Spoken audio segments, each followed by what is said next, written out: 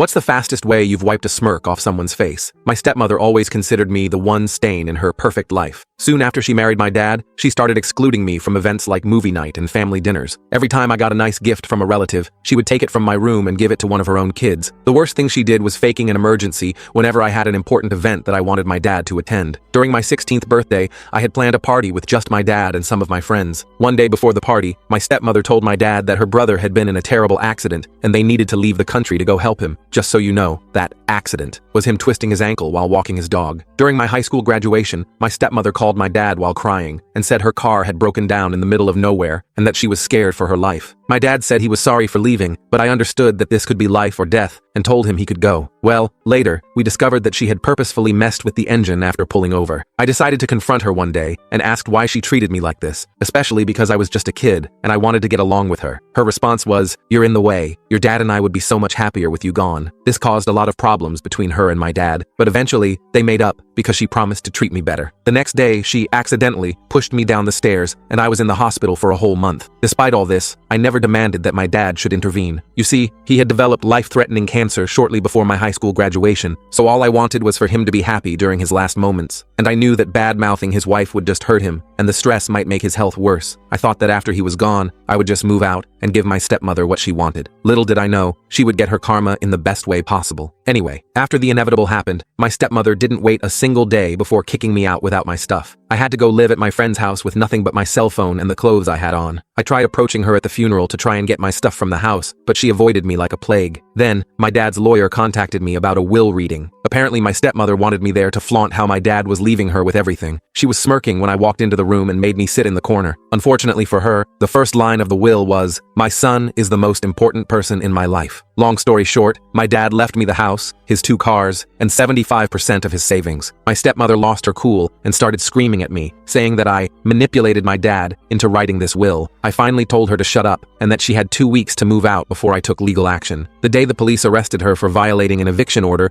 was probably one of the best days of my life.